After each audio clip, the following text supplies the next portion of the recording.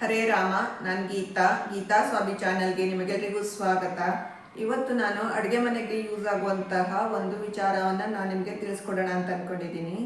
ಬನ್ನಿ ಅದೇನು ಅಂತ ನೋಡೋಣ. ಅಡುಗೆ ಮನೆಯಲ್ಲಿ ನಾವು ಪಾತ್ರೆಗಳಿಡೋದಕ್ಕೆ ಅಥವಾ ಅಡುಗೆ ಮನೆ ಸಾಮಾನುಗಳನ್ನು ಇಡೋದಕ್ಕೆ ಈ ಥರ ಡ್ರಾಯರ್ಗಳನ್ನು ಮಾಡಿಸ್ಕೊಂಡಿರ್ತೀವಲ್ವ ಕಿಚನಲ್ಲಿ. ಇದೇನಾದರೂ ಕೊಳೆ ಆಯಿತು ಅಥವಾ ಏನಾದರೂ ಚೆಲ್ತು ಅಂದರೆ ಇದನ್ನು ನಾವು ತೆಗೆದುಬಿಟ್ಟು ಕ್ಲೀನ್ ಮಾಡ್ಕೋಬೇಕಾಗತ್ತೆ. ಇದನ್ನು ಹೇಗೆ ತೆಗೆಯೋದು ಅಂತ ನಾನು ನಿಮಗೆ ಇವಾಗ ತೋರಿಸ್ಕೊಡ್ತೀನಿ. ನೋಡಿ, ಡ್ರಾಯರ್ ಸೈಡಲ್ಲಿ ಈ ಥರ ಬ್ಲ್ಯಾಕ್ ಕಲರ್ದು ಪ್ಲಾಸ್ಟಿಕ್ದು ಇರುತ್ತೆ ನೋಡಿ, ಎರಡು ಸೈಡು ಇರುತ್ತೆ ನೋಡಿ. ಒಂದು ಸೈಡು ಸ್ವಲ್ಪ ಮೇಲ್ಗಡೆ ಇದೆ, ಇನ್ನೊಂದು ಸೈಡು ಸ್ವಲ್ಪ ಕೆಳಗಡೆ ಇದೆ. ಈ ಕೆಳಗಡೆ ಇರೋದನ್ನು ಈ ಥರ ಪುಷ್ ಮಾಡ್ಕೊಳ್ಳಿ, ಹಾಗೆ ಮೇಲ್ಗಡೆ ಇರೋದನ್ನು ಈ ಥರ ಕೆಳಗಡೆ ಪುಷ್ ಮಾಡ್ಕೊಳ್ಳಿ. ಇವಾಗ ನೋಡಿ, ನಾನು ಪುಷ್ ಮಾಡ್ಕೊಂಡಿದ್ದೀನಿ. ಇವಾಗ ಇದನ್ನು ಈ ಥರ ಎಳ್ಕೊಂಡ್ರೆ ನೀಟಾಗಿ ಆಚೆ ಬರುತ್ತೆ.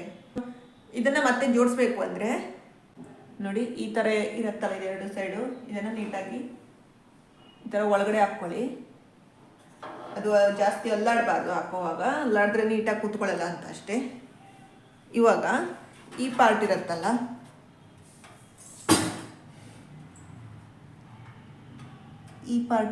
ಈ ಥರ ಇದು ನೀಟಾಗಿ ಇದ್ರ ಒಳಗಡೆ ಕೂತ್ಕೋಬೇಕು. ಆ ಥರ ನಾನು ಎರಡು ಸೈಡು ನೋಡಿಬಿಟ್ಟು ನೀಟಾಗಿ ಕೂರಿಸ್ಕೋತೀನಿ.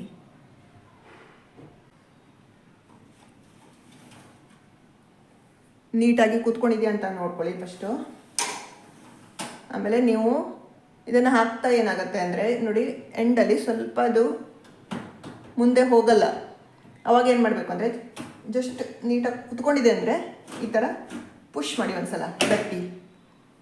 ಆಮೇಲೆ ಇದು ಈಸಿಯಾಗಿ ನೀವು ತೆಗೆದು ಹಾಕಿ ಮಾಡ್ಬೋದು. ನೋಡಿ, ನಾವು ಮನೆಗಳಲ್ಲಿ ಈ ಥರ ಚಿಕ್ಕ ಪುಟ್ಟ ಕೆಲಸಗಳನ್ನು ಅಥವಾ ಕೆಲವೊಂದಷ್ಟು ವಿಚಾರಗಳನ್ನು ತಿಳ್ಕೊಂಡಿರ್ಬೇಕಾಗತ್ತೆ. ಎಲ್ಲ ಸಲ ನಾವು ಬೇರೆ ಮೇಲೆ ಡಿಪೆಂಡ್ ಆಗಿರೋಕ್ಕಾಗಲ್ಲ. ಈ ವಿಡಿಯೋ ಖಂಡಿತ ನಿಮಗೆ ಹೆಲ್ಪ್ ಆಗಿದೆ ಅಂತ ಅಂದ್ಕೊಂಡಿದ್ದೀನಿ.